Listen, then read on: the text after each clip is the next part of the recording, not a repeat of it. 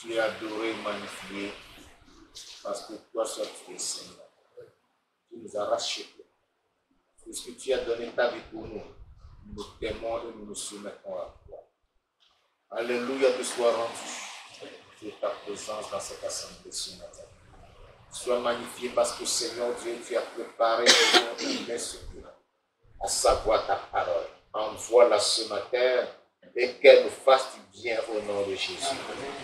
Viens parler à ton peuple, Seigneur Dieu Tout-Puissant, afin de l'édifier, afin de l'attirer à toi, afin de le sortir de la boue du péché, de le conduire dans une vie authentique, pleine de salut et de délivrance. Merci parce que je crois que tu l'as accompli. J'ai l'assurance que tu toucheras au moins un cœur ce matin et que tu transformeras des vies en grand nombre. Tu es béni parce que tu m'as exaucé. Au nom de Jésus de Nazareth, nous avons prié. Amen. Amen. Je vais vous asseoir, que Dieu vous bénisse. Gloire à Dieu. Tournez vos Bibles avec moi dans Luc chapitre 19. Luc chapitre 19. Luc chapitre 19. Je lis du verset 1 au verset 10. Luc chapitre 19, du verset 1 au verset 10. Zachée était entré dans Jéricho. Pardon. Excusez-moi.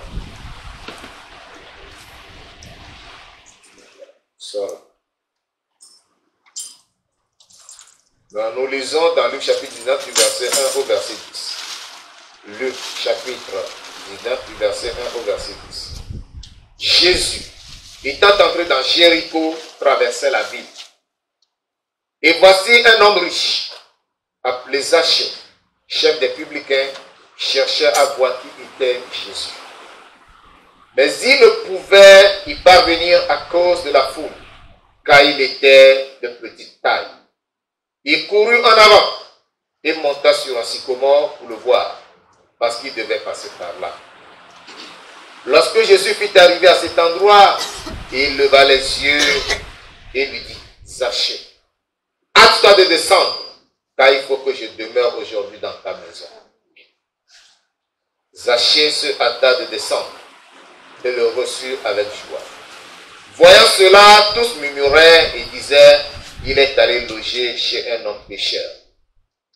Mais Zachée se tenant devant le Seigneur lui dit, voici Seigneur, je donne aux pauvres la moitié de mes biens.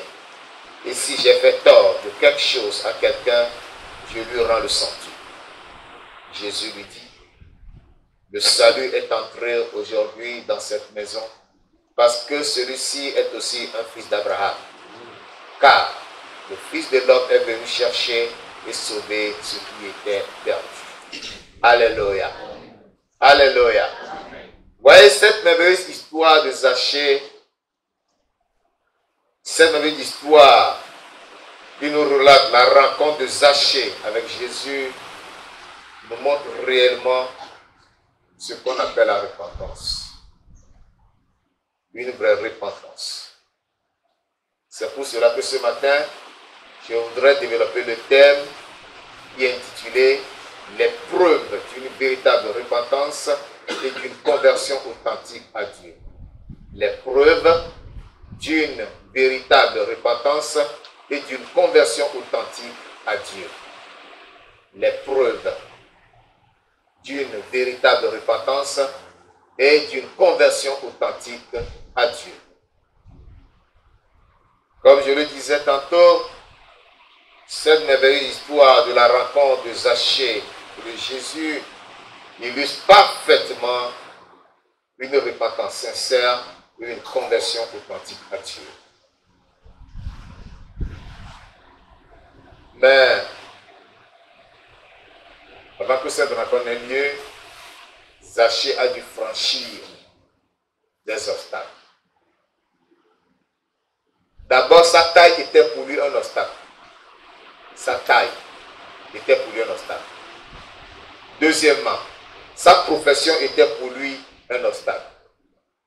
Troisièmement, la foule était un obstacle. Mais Zachée a surmonté tous ces obstacles. Alléluia. Je vais vous expliquer les obstacles. D'abord, la taille de Zachée. la parole nous dit clairement que Zachée ne pouvait pas voir Jésus parce qu'il était de petite taille. Donc c'est un poulu.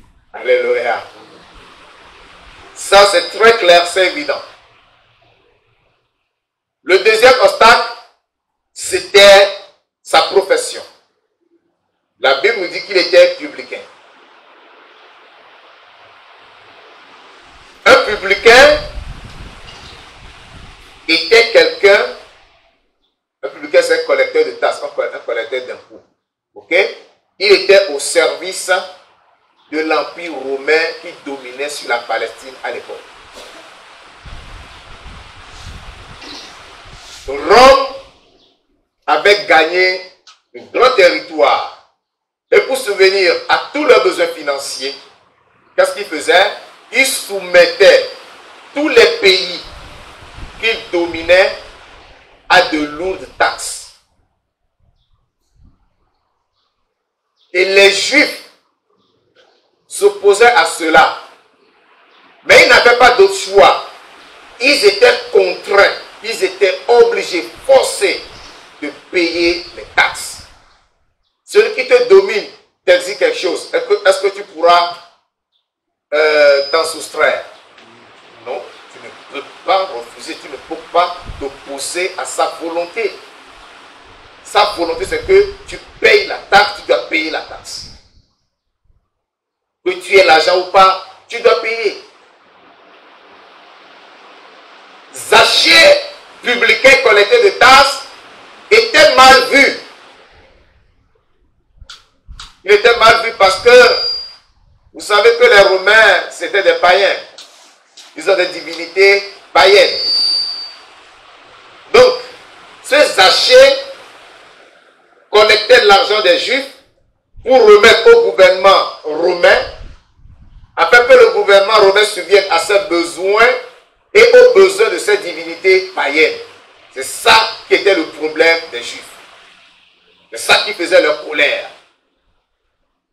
Et si Zachée, qui était juif, s'était mis au service de ces Romains, il était considéré comme un traître.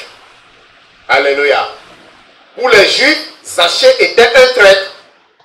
Il a trahi leur religion, il a trahi leur foi, il a trahi leur conviction en se mettant au service de l'Empire romain. Il était mal vu à cause de cela. Deuxièmement, c'est quelqu'un qui extorquait ses frères. C'est quelqu'un qui les escroquait. C'est quelqu'un qui les arnaquait. Deux raisons qui faisaient que Zachée était mal vu. Il était au service d'un gouvernement païen et il exerçait de l'extorsion, de l'arnaque sur ses propres concitoyens, sur ses frères de la même religion. Pour de cela, il était mal vu. Donc, pour Zachée sortir et aller en public, il devait essuyer les moqueries de la foule. Et cela était pour lui un obstacle qu'il devait surmonter pour voir Jésus. Parce qu'il était animé du désir de voir Jésus-Christ. Premier obstacle, c'est quoi? Sa taille. Il était un homme de courte taille.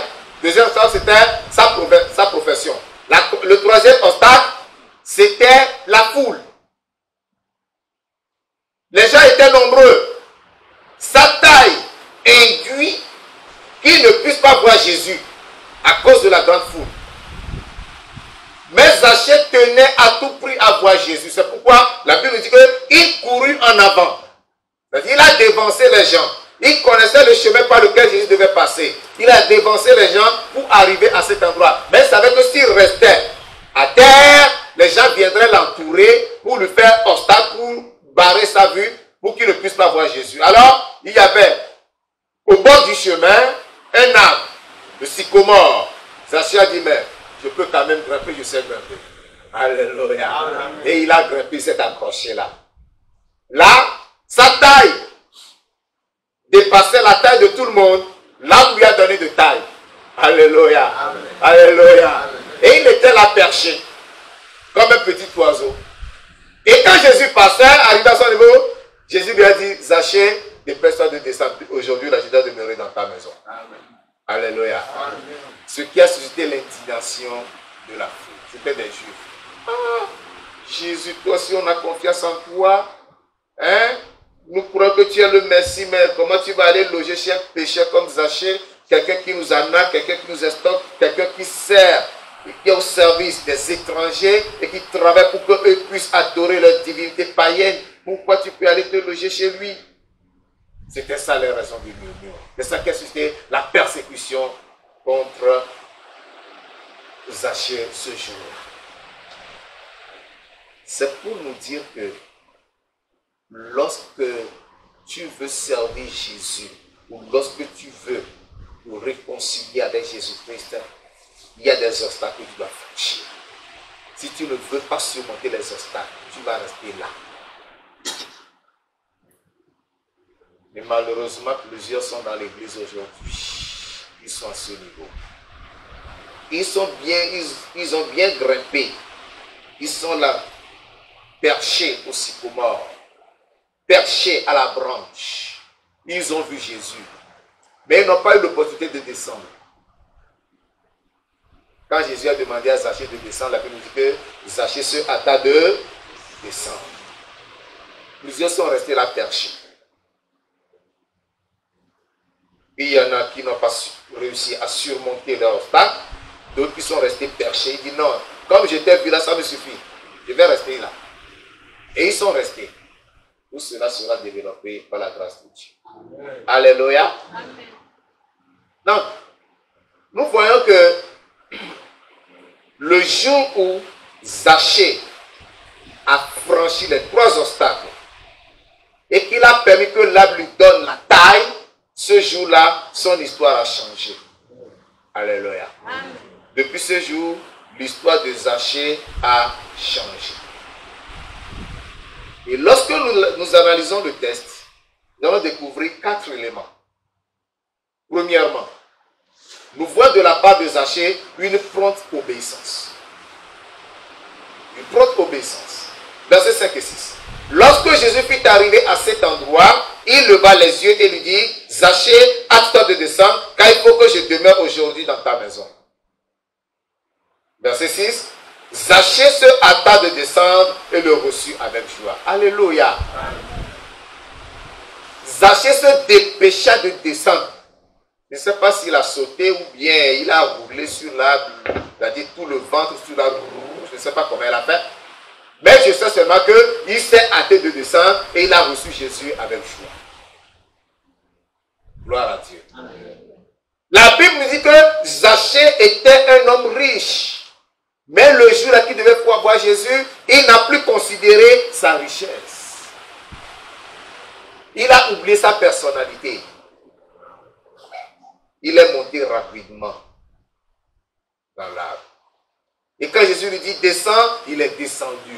Promptement, immédiatement, instantanément. Ça, c'est l'obéissance. Si tu veux suivre Jésus, tu veux servir Jésus, il faut que tu sois obéissant. Alléluia. Amen. Si tu veux entendre ce que les autres diront, tu veux écouter les commentaires des gens, tu ne le pourras pas. Ce qui est sûr, pendant que Zachée était là, perché sur la branche de l'arbre, les gens disaient, mais lui, il a fait quoi ici? Ce publicain-là, ce collecteur de tasses, l'escroc là. Les gens murmuraient, mais il était là, accroché à sa branche. Il avait un objectif. Voir Jésus. Peu importe ce que disent les autres. Alléluia. Deuxième élément. Nous voyons ici la persécution religieuse dans le verset 7. Voyant cela, tous murmuraient et dirent, il est allé loger chez un pécheur. Or, ça c'est la persécution. Persécution contre Jésus, persécution contre Zachée. Ça veut dire quoi? Zachée, toi qui es saint, toi qui es le Messie, pourquoi tu es parti loger chez un pécheur comme Zachée? Ne sachant pas que l'histoire de Zachée a changé à l'instant où il est descendu pour accueillir Jésus-Christ. Ne sachant pas que ce Zaché a été lavé par la miséricorde de Dieu. Alléluia. Le pardon de péché n'existe pas que tu fasses une pénitence en marchant pieds nus sous le soleil sur une route bitumée pendant 2 heures, pendant 3 heures avant d'obtenir ton pardon. Une fois que tu te repens, tu acceptes Jésus-Christ, tu es pardonné à l'instant même. Amen. Jésus ne te donne pas un rendez-vous pour te dire, reviens 2 jours après, tu seras pardonné. Non. Dès que tu poses l'acte de la repentance, tu es pardonné instantanément. Zaché étant descendu et ayant appelé Jésus, il a été pardonné. Les Juifs ne savaient pas, ils s'étaient mis à murmurer. La persécution venait de qui? Venait des religieux, venait des Juifs.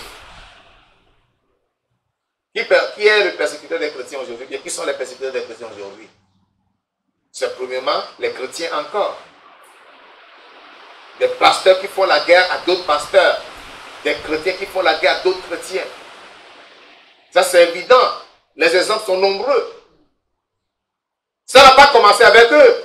Ça a commencé avec Jésus lui-même. Lui-même était persécuté. Troisième élément que vous pouvez sortir ici, c'est la conviction et la consécration de Zaché. Sa conviction et sa consécration.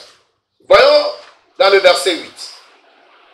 Mais Zaché se tenant devant le Seigneur, lui dit, voici Seigneur, je donne aux pauvres la moitié de mes biens, et si j'ai fait tort de quelque chose à quelqu'un, je lui rends le quadruple. Alléluia. Zaché était convaincu.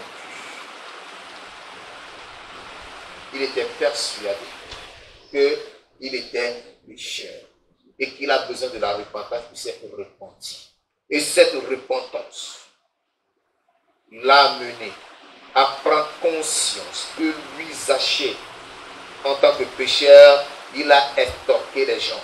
Sa richesse est issue d'une source frauduleuse. À cause de cela, il dit, Seigneur, la moitié de mes biens, je la donne aux pauvres.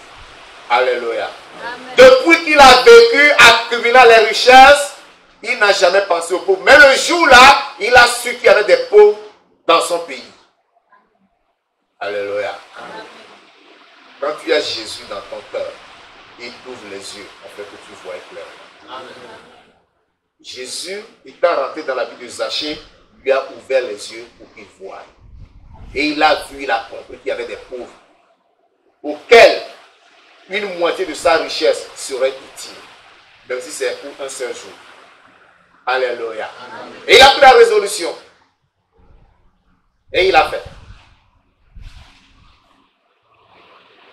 La quatrième chose, c'est-à-dire le quatrième élément, c'est la conversion et la nouvelle naissance confirmée. La conversion et la nouvelle naissance confirmée.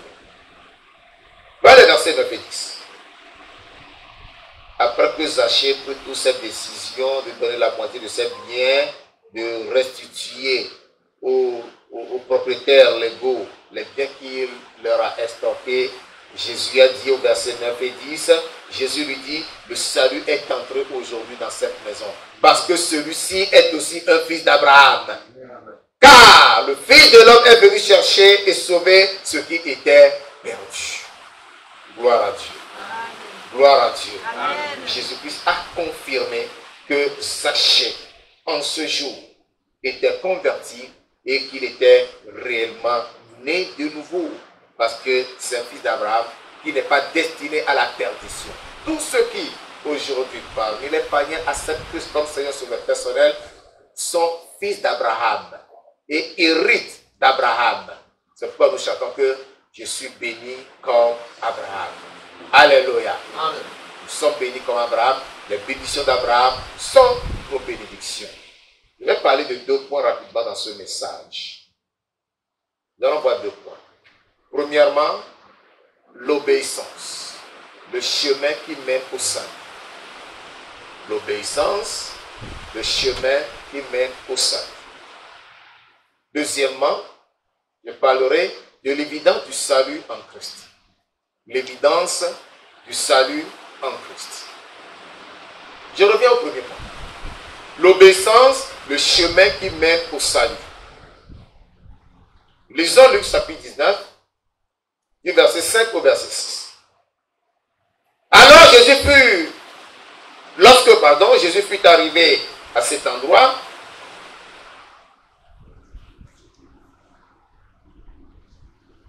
il leva les yeux et lui dit, Zachée, hâte-toi de descendre, car il faut que je demeure aujourd'hui dans ta maison. Zachée se hâta de descendre et le reçut avec joie. Dès que Jésus lui a parlé, il n'a pas dit non. Jésus, laisse-moi, je vais aller demander l'avis de ma femme à la maison.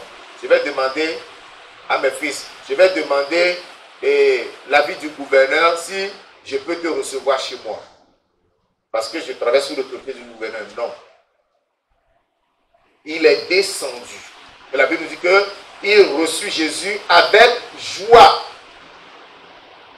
Je le disais dans l'introduction que plusieurs sont montés dans l'arbre pour voir Jésus passer et se sont contentés seulement de voir Jésus. Et ils sont restés là dans l'arbre. Jésus leur dit descendez. Ils disent non. Jésus, comme je t'ai vu là, ça me va déjà. Ils sont comme cette maman que ce jeune homme a vu avec son panier. Elle sortait de la brousse. Le panier lui pesait. Le jeune homme qui passait dans sa voiture s'est arrêté et a pris maman. Maman monte. Maman est montée dans la voiture. Le jeune homme devant la voiture, il regarde dans le rétroviseur, voit maman à l'arrière. Maman est encore avec le panier sur la tête. Oh, maman, descends le panier. Maman dit, non, mon fils, vraiment, tu m'as beaucoup aidé. Je suis dans la voiture, il ne faut pas que je te donne encore ce poids-là.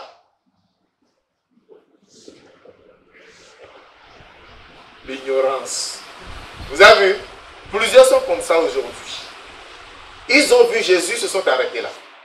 Ils n'ont pas obéi à l'ordre que Jésus leur a donné. Nous les trouvons dans l'église. Nous les trouvons en tant que des chrétiens nominaux ou des religieux.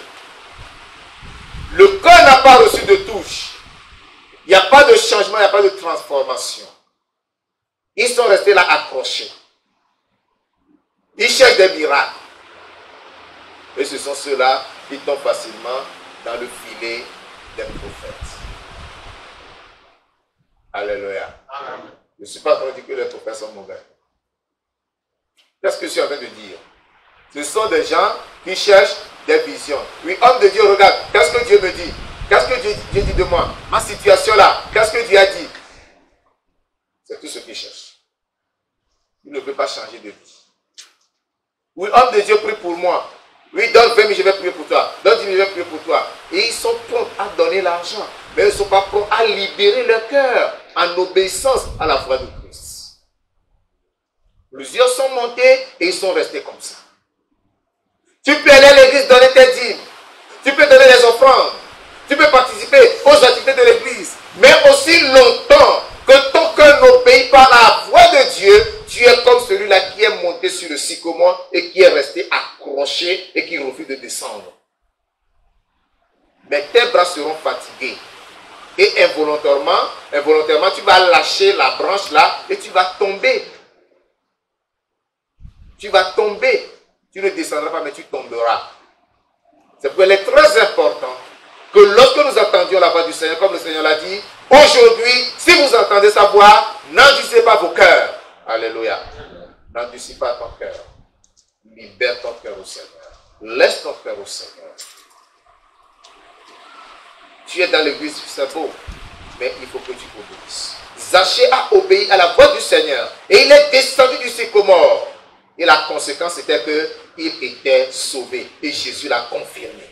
Que oui, il est sauvé. Dans le verset 9 et 10, je dis encore, Jésus lui dit, le salut est entré aujourd'hui dans cette maison parce que celui-ci est aussi un fils d'Abraham. Jésus ne peut pas déclarer une chose qui n'existe pas. Alléluia. Amen. Jésus ne peut pas déclarer une chose qui n'existe pas. Le salut est rentré dans la maison de Zachée, Jésus l'a déclaré. Et il a confirmé qu'il est fils d'Abraham. Parce que Jésus est venu faire quoi? Chercher, sauver ceux qui étaient perdus. Zachée était perdu. C'est pour cela qu'il a eu le désir de rechercher Jésus et de le trouver. Il savait que le jour-là était son unique occasion. S'il ratait cette occasion, ce serait fatal pour lui. C'est pour cela qu'il n'a pas considéré sa personnalité. Un chef des publicains, un chef des collecteurs de tasses. C'est-à-dire, disons, il est le directeur du trésor public, par exemple. Vous comprenez ça? Ou il est le chef de service de... comment? C'est ça. Des impôts. Voilà. Il est le directeur des impôts. Voilà. Pas chef de service. Mais il est le directeur des impôts. Il n'a pas considéré que c'était lui le chef des impôts, le directeur des impôts. Il n'a pas considéré qu'il était un homme riche. Parce que son âme lui disait, en dépit de tes richesses, en dépit de ta grande maison, en dépit de tes nombreux enfants, tu es malheureux, tu as besoin du salut de Christ. Est-ce que tu as une fois passé le temps à écouter les lamentations de ton âme? Tu vas prêter attention aux lamentations de ton âme qui gémit au-dedans de toi et qui dit, ah, j'ai besoin du salut, j'ai soif de la justice, j'ai soif de la vérité. Il faut que tu passes le temps, il faut que tu prennes le temps pour te concentrer, pour entendre ce que te dit ton âme. Zaché a écouté son âme. Il a dit non. Aujourd'hui, ici, on doit se moquer de moi. Oh, regardez, vieux papa dans l'arbre. Oui, je suis prêt à accepter, j'irai. Vieux papa dans l'arbre. Et quand Jésus lui a dit, Zaché, à toi de descendre, il est descendu. Il a obéi et il était sauvé. L'obéissance, nous dit Samuel, vaut mieux que le sacrifice. Mais Samuel 15, verset 22-23. Mais Samuel 15, verset 22 et 23.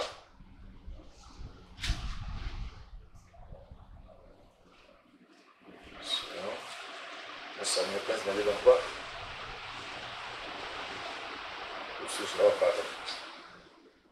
Voilà. Samuel dit, l'Éternel trouve-t-il du plaisir dans les holocaustes et les sacrifices, comme dans l'obéissance à la voix de l'Éternel? Voici, l'obéissance vaut mieux que les sacrifices, et l'observation de sa parole vaut mieux que la graisse des béliers. Car la désobéissance est aussi coupable que la divination, et la résistance ne l'est pas moins que l'idolâtrie et les thérapies. Puisque tu as rejeté la parole de l'Éternel, il te rejette aussi comme voix. Car l'obéissance est aussi coupable que la divination, et la résistance ne l'est pas moins que l'idolâtrie. Nous comprenons que l'obéissance a du prix devant Dieu. Si tu viens à Dieu, viens avec tout ton cœur. Et sois prêt à lui obéir en toutes choses. Zaché avait compris que son salut dépendait de l'obéissance à l'ordre de Jésus. C'est pourquoi il n'a pas hésité un seul instant. Il est descendu aussi. Qu'est-ce qui te retient en haut? Il est monté, il est en hauteur. Qu'est-ce qui te rend grand à tes propres yeux? Abandonne cela, viens à Jésus-Christ. Alléluia. Soumets-lui ta vie. Obéis à ses commandements. Quel est ce péché auquel tu prends plaisir? La Bible dit, dans Proverbe 28, verset 13, quoi? Celui qui cache cette transgression ne prospère point. Mais celui qui les avoue et les délaisse obtient miséricorde. Avoue, laisse et tu seras sauvé. Alléluia. Amen. Le péché auquel tu prends plaisir peut t'égarer. Ça t'a déjà égaré. Ce péché dont tu n'es pas prêt à te séparer, peut-être c'est la jalousie, c'est l'envie, c'est l'amertume, c'est la colère, c'est le manque de pardon. Mon frère, laissons de côté la fornication et l'adultère. Il y a de ces péchés subtils que les chrétiens continuent de gérer. Si tu ne vas pas devant Dieu pour un travail sur ta vie, c'est ce péché qui va te jeter en enfer. Zaché a tout abandonné, il est allé à Jésus. Et son histoire a changé. Il existe un chemin tout tracé qui mène au salut que tout homme doit suivre. Un chemin tout tracé qui mène au salut. Nous sommes dans ce chemin. Il s'agit de quoi? Il s'agit de se repentir, de se convertir à Dieu. La repentance et la conversion. Actes des Apôtres, chapitre 26, verset. Actes 26, verset 20. Paul l'a prêché dans les maisons et dans les lieux publics. À ceux de Damas d'abord, puis à Jérusalem, dans toute la Judée et chez les païens, j'ai prêché la repentance et la conversion à Dieu avec la pratique digne de la repentance. Alléluia. Alléluia. La repentance, c'est le volte-face que nous devons opérer dans notre vie. Par rapport au péché, au diable et au monde. Volte-face veut dire quoi? Un demi-tour. Un demi-tour. Je regarde dans cette direction. On dit que je fais le volte-face, c'est que je fais ça. Je tourne dos à ce péché. Je tourne dos au monde. Je tourne dos au diable. Est-ce que tu as réellement tourné dos au péché? Est-ce que tu as réellement tourné dos au monde? Est-ce que tu as réellement tourné dos au diable? Les choses du diable ne se trouvent pas dans ta vie. Les choses du monde ne se trouvent pas encore dans ta vie. Tu dois faire un volte-face véritable, sincère, pour que tu sois agréable à Dieu. C'est ce que Zachée a fait. Il s'est repenti. Il a fait volte-face, il s'est converti et il s'est tourné vers Dieu. Il s'est converti. Il s'est tourné vers Dieu. Il se détourne pour se tourner vers Dieu. Pour que tu te détournes et que tu te tournes vers Dieu. Alléluia. Si tu voles, tu as l'habitude de voler, et on t'a arrêté, tu as fait la prison, on t'a libéré, tu es sorti. Et avec ce que j'ai vécu, moi, je jure, je ne vais plus voler. Ça ne s'appelle pas une conversion, ce n'est pas non plus une repentance. Alléluia. Oui. C'est tout juste un changement de comportement. Je vais m'expliquer. La repentance et la conversion nous amènent à Christ. Nous amènent à faire de Christ notre Seigneur et Sauveur personnel. Et lorsque nous parlons qu'il existe un chemin tout tracé qui mène au salut, et que nous parlons de la repentance et de la conversion comme étant les premiers éléments de ce chemin, c'est que ces premiers éléments nous conduisent à la confession. C'est-à-dire, nous devons confesser Christ comme notre Seigneur et Sauveur et croire qu'il est mort et ressuscité. C'est cette confession qui nous donne le salut. Donc, le voleur qui sort de prison, qui dit « Et avec la torture que j'ai subie en prison là, plus jamais moi. » Et qui reste, qui n'a pas accepté Christ, qui n'a pas confessé que Jésus est Seigneur, ce voleur ne s'est pas reparti, ne s'est pas converti. Est-ce que vous comprenez? Des gens viennent à l'église et ils essaient d'abandonner petit à petit le mauvais caractère. Non, ce n'est pas ce que Dieu te demande. Dieu te demande une repentance et une conversion réelle. Romains chapitre 10. Romains chapitre 10, le verset 9.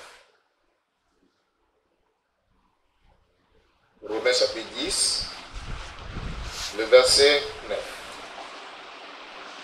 Si tu confesses de ta bouche le Seigneur Jésus, et si tu crois dans ton cœur que Dieu l'a ressuscité des morts, tu seras sauvé.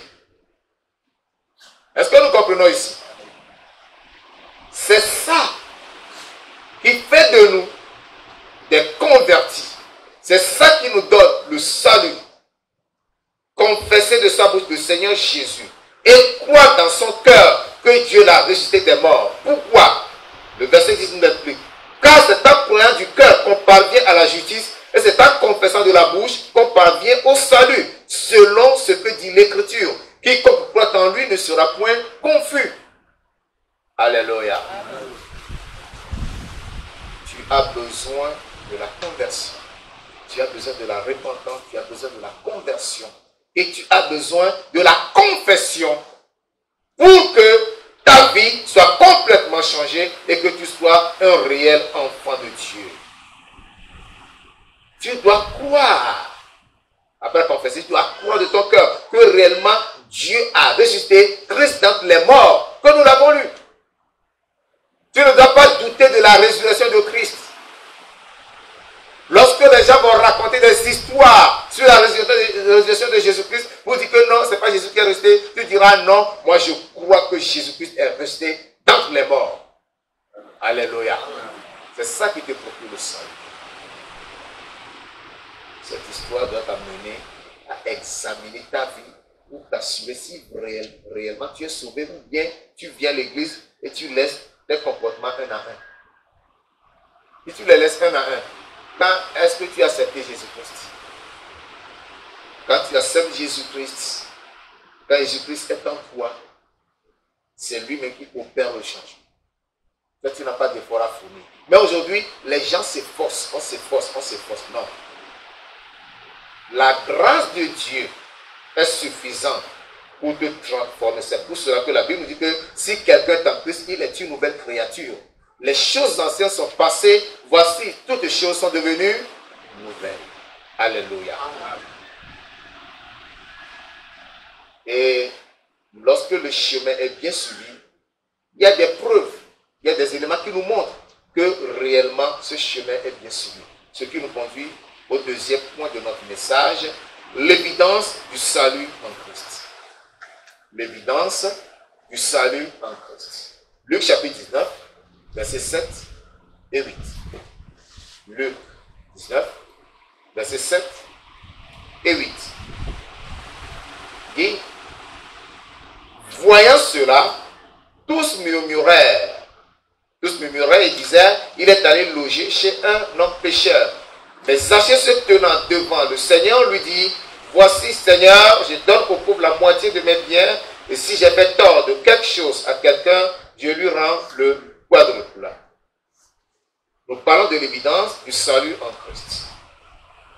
Le salut en Christ, lorsqu'il est obtenu, lorsqu'il existe, il ne se cache pas. Il y a des éléments qui le demandent. Il y a des éléments qui le prouvent. Ici, nous avons vu ce que Zachée a fait. Mais avant de parler de ce que lui-même il a eu à faire, nous allons voir ce qui se passe. Dans ton cœur, personnellement, tu vas recevoir la confirmation ou le témoignage de l'Esprit de Dieu.